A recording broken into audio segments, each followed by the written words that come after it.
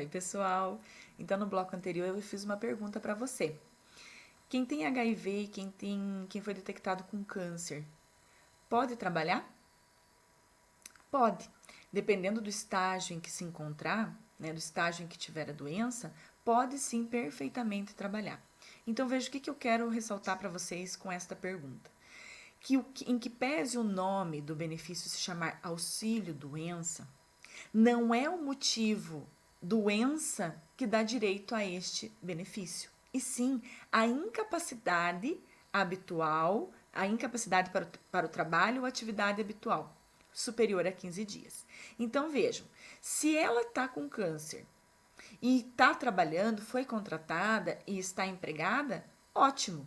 Quando ela estiver passando por aquele estágio de fazer quimioterapia ou estiver passando por né, com dificuldades, aí ela vai ter direito ao auxílio doença, independentemente de carência. Vamos imaginar, começou a trabalhar e descobriu que tinha câncer ou a doença se agravou ou teve uma piora, né, 2 meses depois dela estar contratada. Perfeitamente.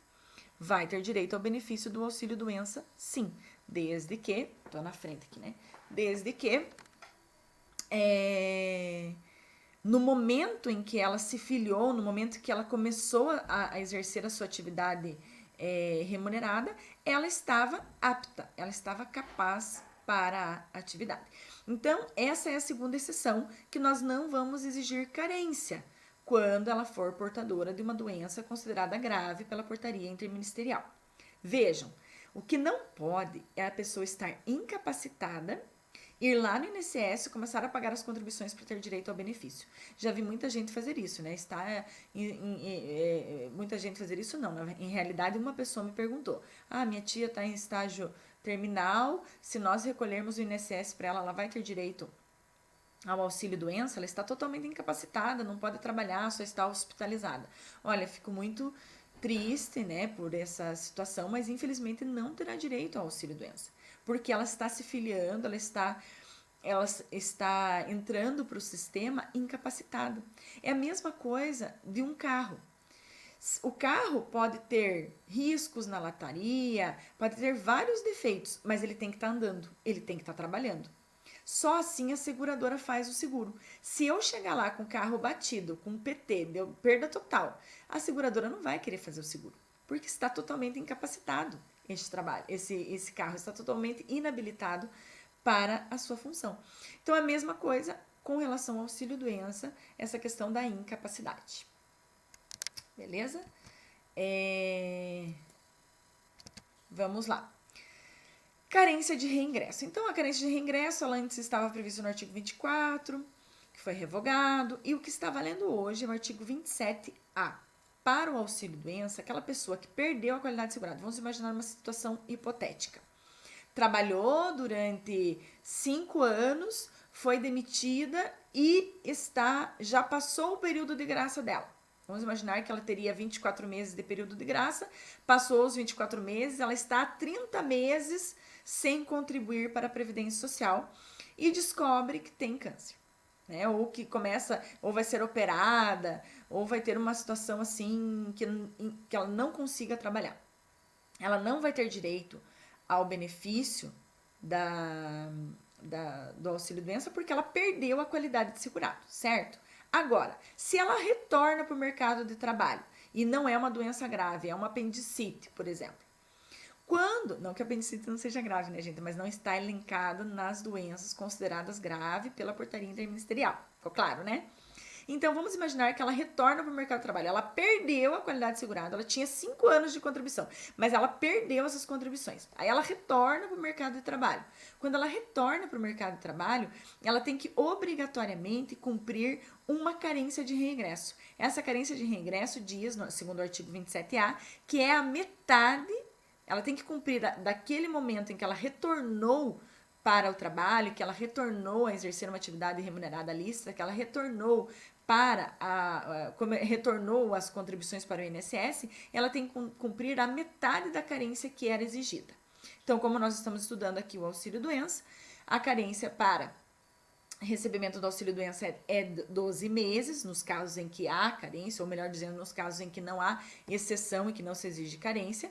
Então, ela terá que trabalhar 6 meses, terá que recolher 6 meses de contribuição para daí sim ter direito ao auxílio-doença, ok? Então, até agora, pessoal, nós vimos apenas o primeiro.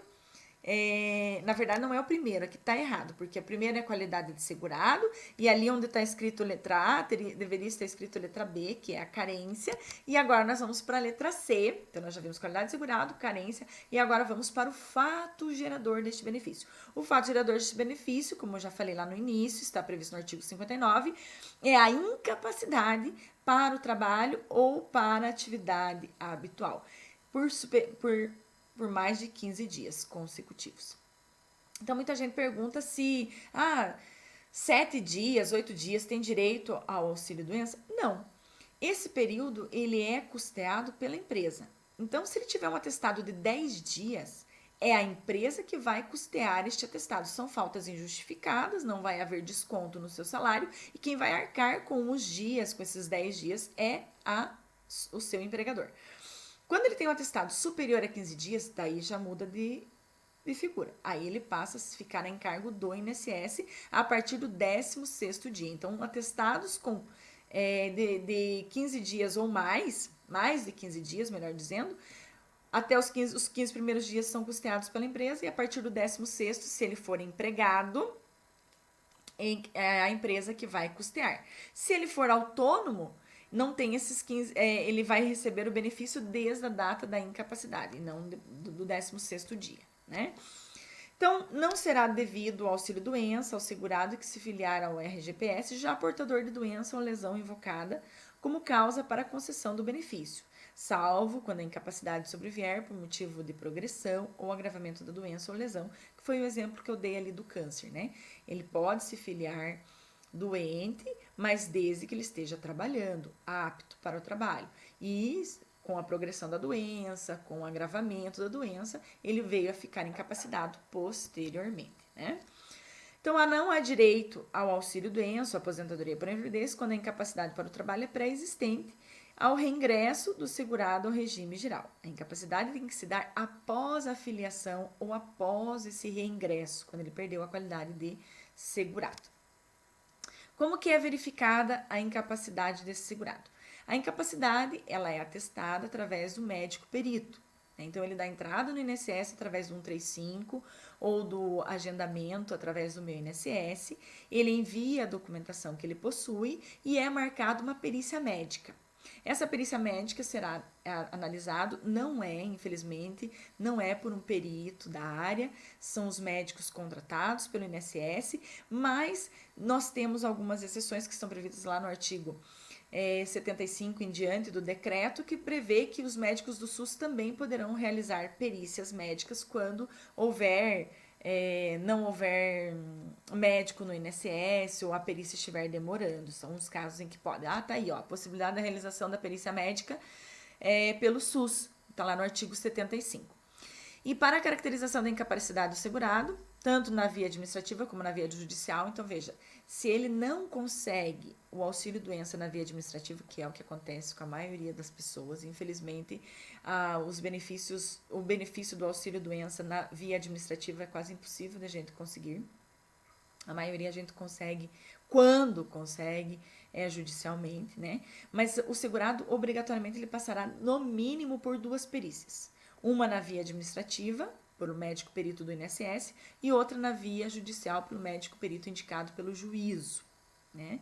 Lembrando que, se ele não concordar com a perícia do médico do INSS, ele pode entrar com recurso e pedir para ser analisado por um outro perito, ter uma outra análise também na esfera administrativa. Não sendo possível a produção de tal prova. Tem que produzir tal prova na via judicial. Muito bem.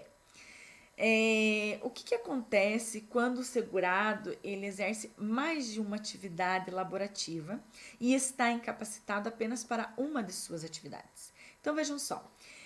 Via de regra, o que a gente pensa? Ele está incapacitado Então, ele recebe o auxílio-doença e ele para de receber o salário da empresa. A empresa paga os 15 primeiros dias e a partir do 15º dia não recebe mais.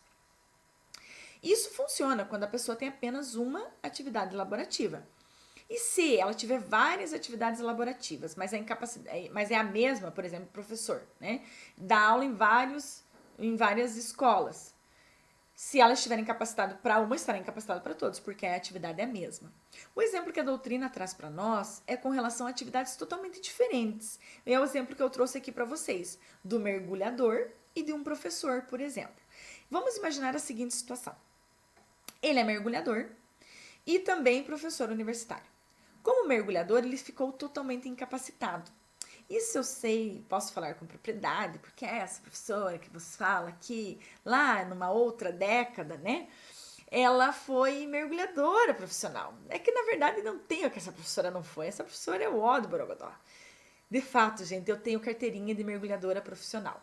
Hoje, com o Enzo, né, eu não penso em voltar a mergulhar nunca, porque é super perigoso. Mas na época, né, em 1900 e nem vou contar qual, não, mentira, já era na década de 2000. Lá em 2000 e alguns aninhos ali, eu fiz vários cursos de mergulhadora profissional, então tenho carteirinha pela PAD e tudo mais. E fiz mergulho noturno, mergulho em embarcações a 30 metros de profundidade, enfim, vários cursos. Então eu consigo falar desse exemplo, eu adoro, né? Adoro esse exemplo, porque eu me lembro, assim, daquela época. Na verdade, o que mais a gente tem feito nesses últimos dias, né? É lembrar de épocas passadas, já que não podemos construir memórias atuais, porque estamos em isolamento, né? Vamos relembrando memórias passadas. Então, veja, o mergulhador, quando ele está a uma certa profundidade, ele tem que fazer o que se chama uma descompressurização, que é nada mais que fazer isso aqui, para o ar sair pelos ouvidos, né, pelos tímpanos. Se ele não fizer a descompressurização lentamente e subir correndo tudo, e ele não for para uma câmara descompressurizadora, ele nunca mais vai poder mergulhar. Porque se ele mergulhar, ele vai estourar os tímpanos e, consequentemente, ele vai falecer. Então é bem perigoso. Então tem que subir devagarzinho, descompressurizando, seguindo todas as instruções, né, que são passadas nestes cursos. Mas imagine que faltou ar, ou a bomba dele não funcionou, ele tem que subir rapidamente. Então ele não tem outra alternativa, ele vai como um tufo e não fez descompressurização nenhuma. Ele tem que ir para uma câmara descompressurizadora. Só que nem sempre, dependendo do lugar onde o mergulhador está, ele consegue ter acesso a essa câmara descompressurizadora. Se não tiver, em 24 horas ou 48 horas, agora não me lembro muito bem, mas se ele não fizer essa descompressurização, ele nunca mais vai poder mergulhar. Ele está totalmente incapacitado para esta atividade. Só que ele não está incapacitado para a atividade de professor. Então, ele pode continuar exercendo a atividade de professor universitário, mas está incapacitado para a sua atividade